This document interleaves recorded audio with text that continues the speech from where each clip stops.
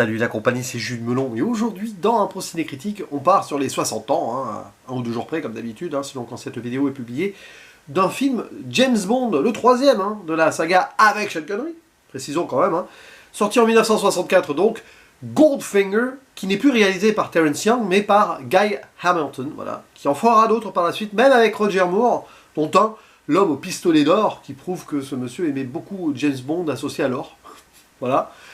Au casting, donc Sean Connery rempile, avec à ses côtés dans le rôle des différentes James Bond girls, parce qu'il y en a. Alors, à des degrés différents aussi par rapport à la durée d'écran et à leur implication. Honor Blackman, qui est surtout l'antagoniste Pussy Galore, nom assez intéressant et étonnant, mais oui, c'est ainsi.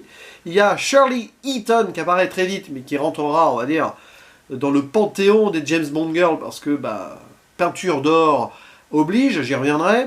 Il y a aussi Tania Millette, qui est d'ailleurs la cousine qui était, parce qu'elle est décédée il n'y a pas si longtemps que cela, la cousine de Helen Mirren, et personnage qui est sous-exploité d'ailleurs, mais bon, j'essaierai d'y revenir un petit peu dans ce retour sur un film que je découvre, ou redécouvre plutôt, sur le tard. Ça aussi, il faut que je le précise. Tandis qu'on retrouve des actrices et acteurs qu'on verra dans beaucoup, ou qu'on avait déjà vu avant, il me semble, de James Bond, à savoir Q, tiens, Desmond Llewellyn, je crois que c'est lui qui a le record d'apparition dans un James Bond. Il y a M, interprété par Bernard Lee, et Miss Moneypenny, jouée par Lois Maxwell. Mais le vrai gros méchant dans cette histoire, donc le fameux Goldfinger, milliardaire, est interprété par un acteur allemand, Gerd Fröbe, qui je crois a été doublé, parce qu'il parlait pas anglais, et qui en impose. Charisme peut-être, mais surtout folie des grandeurs. Forcément, dès que l'argent est en jeu. Et donc, c'est ça, l'histoire, grosso modo, James Bond qui va être rencardé par la CIA pour surveiller ce milliardaire, Auric Goldfinger, qui, donc, au-delà de son obsession pour l'or, va tenter quelque chose d'assez violent, contaminer l'or américain, je simplifie, afin de faire monter les spéculations et devenir riche sur le dos du pays de l'oncle Sam. Et donc là, on a fait appel à un agent britannique, parce que collaboration internationale, et apparemment il y a des liens avec l'or nazi, tout ça. Alors c'est très particulier, parce que l'acteur Gerd Fröbe a fricoté avec cela durant sa jeunesse, mais après il s'en est repenti. Donc bon, ça a failli faire quelques petites polémiques. Bon, c'est l'époque, il ne pouvait pas non plus trop tout savoir très vite, et puis il faisait peut-être pas trop attention à tout non plus. Bon. Et donc James Bond va, j'allais dire, accumuler les conquêtes, les histoires d'amour très vite et volage. Bon, ça c'est James Bond, mais surtout aller au sommet à l'époque de sa coolitude et de son charisme pour, on va dire, affronter ce Goldfinger associé à ce hot job là, bras droit assez impressionnant, qui lui aussi a son gadget d'ailleurs, avec son chapeau melon qui lance comme ça et qui est très découpant, mais justement ici, dans ce James Bond, ça va être la première surabondance des gadgets. C'est vraiment là l'idée d'entrer dans cette saga de façon décomplexée, avec le succès des deux précédents, et ça va marcher parce que c'est un carton, Goldfinger. C'est pour beaucoup le meilleur James Bond d'ailleurs, et c'est celui qui est le plus représentatif de la période Sean Connery, très certainement, parce que apparition de la Aston Martin, Q et ses gadgets, là on est vraiment, on rentre dans le truc, mais vraiment, ça va plus loin. Il y a des idées novatrices pour l'époque, toujours, il faut replacer dans le contexte. Il y a même des effets visuels, avec le laser et tout, sur une scène plus ou moins vers la fin. Et voilà, plan iconique sur plan iconique. Et intérêt aussi de la mise en scène d'action, j'y reviendrai. Infiltration, tout ça. Alors, mon rapport à James Bond est toujours le même, c'est-à-dire que j'en ai vu beaucoup, peut-être très partiellement, certainement d'ailleurs, plus jeune à la télé, parce que quand t'es jeune, tu vas pas au bout, il faut aller se coucher, tout à école demain, c'est comme ça, voilà. Donc, oui, moi, souvent, c'est un melting pot et un mélange. Par exemple, quand j'avais parlé des deux, bon, je sais pas si je l'avais dit tel quel dans mes vidéos, mais, les deux premiers, je pouvais associer une image d'un film et d'un autre, et dans mon subconscient, c'était peut-être plus ou moins la même chose. Il suffisait que je vois Sean Connery dans ma tête, et j'ai ainsi mélangé 4, 5, 6 James Bond, voilà, sur des plans iconiques, sur des apparitions, sur des interactions avec des personnages, tout ça. Ok. Certains étant après devenus des véritables mèmes absolus, dont ici l'apparition en smoking blanc, après avoir fait un truc au Mexique, là, infiltré un truc, et après bah, il va dans une fête pour tout faire péter, et ni vu ni connu faire un alibi, et derrière son costume de plongée, il arrive comme ça, et quand il arrive comme ça, justement, tout propre sur lui et tout, bah ça c'est une des images classiques de James Bond, qui sera de toute façon une inspiration pour beaucoup de choses par la suite, dans beaucoup de films. Peut-être pas la Mission Impossible et tout précisément, mais quand même, mais j'ai en tête True Lies. Voilà, c'est exactement ce que fait le personnage de Schwarzenegger plus ou moins au début. Ça tombe bien parce que True Lies, je vais en parler probablement bientôt. Comme ça, je suis dans la thématique et c'est même pas volontaire. Donc oui, quand tu vois ça, évidemment, l'une des premières James Bond girl éphémères qui meurt asphyxiée dans sa peinture d'or, c'est quelque chose aussi dont je me souvenais. Donc ça, c'est probablement ce que j'ai vu au début jeune à la télé avant qu'il soit trop tard et qu'il faille que je me couche. Cette actrice, d'ailleurs, peinte en or, Shirley Heaton, qui n'a pas forcément eu la carrière extraordinaire autour, mais elle est devenue une icône. Elle a posé ainsi parce que bah, voilà, le film a tellement fonctionné que tout ce qu'on voit et qui sort des sentiers battus ici restera dans le subconscient collectif. Et c'est ainsi que naissent, on va dire, les légendes. Et ce film-là en est une. Peu importe mon appréciation personnelle, un film que j'ai vraiment, vraiment aimé, hein, comme ça, en étant posé devant à 100%, c'est quelque chose d'indéniable. Après, là, t'as un peu l'impression justement que l'œuvre joue sur sa coolitude ultime, assume le James Bond absolu, qui va même au-delà de ce qu'il a pu être dans les deux précédents, peut-être moins, on va dire, simple humain, mais on en fait vraiment un héros. C'est que du coup on en sacrifie presque, j'ai envie de dire, presque l'antagonisme et l'intrigue, parce que c'est très intéressant ce qui se passe. L'idée de quelqu'un qui veut utiliser donc la richesse et son obsession pour l'or pour en avoir encore plus et créer des tensions potentiellement qui finiraient par être à l'international. À un moment, bah, j'en dis pas plus vers la fin, il veut aller vers Cuba. Alors, vous voyez, hein, ça devient un ennemi américain aussi, quand même. Et il fait pas partie du spectre. Il est l'honneur absolu à côté, mais avec un empire milliardaire autour de lui, quoi. Enfin, il contrôle pratiquement tout dans cette obsession.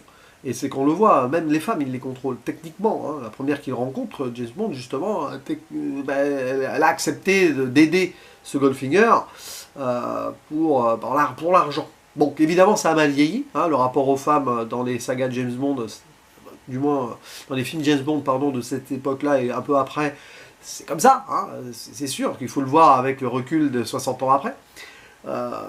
C'est du coup dommage qu'on ne développe pas certaines choses, notamment ce qui se passe autour de Tilly Masterson, qui veut se venger de Goldfinger parce que sa sœur et tout, et on la voit, elle est hyper, on va dire, convaincue de cette idée-là, revenge un moment, mais bon, elle va pas faire long feu, c'est vraiment dommage, mais c'est comme ça. Et du coup, oui, même l'intrigue, au final, bon, l'idée d'aller infiltrer Fort Knox, hein, je crois, réserve d'or nationale américaine, c'est passionnant, d'ailleurs, tout cela.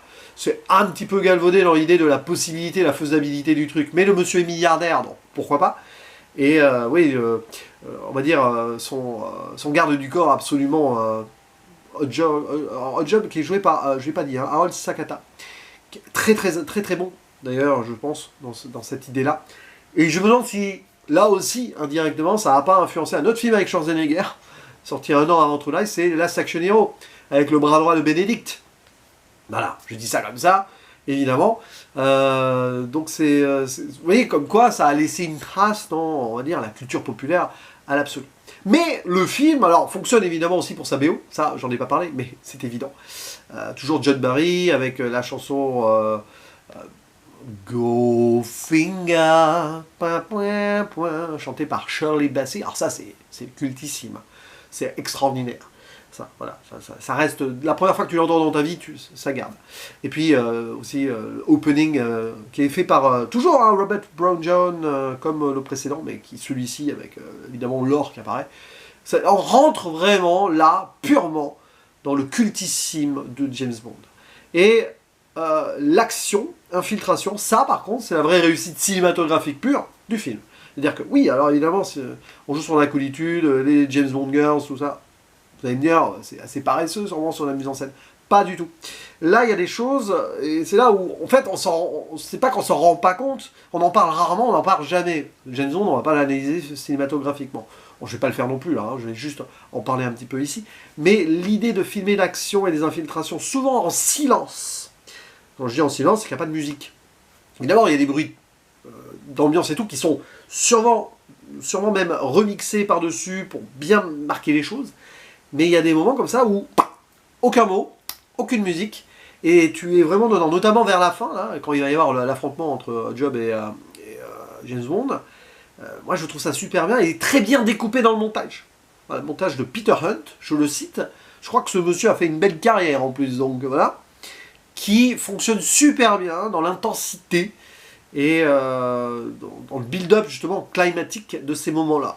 Donc là oui, c'est du pur cinéma d'infiltration, d'espionnage et d'action.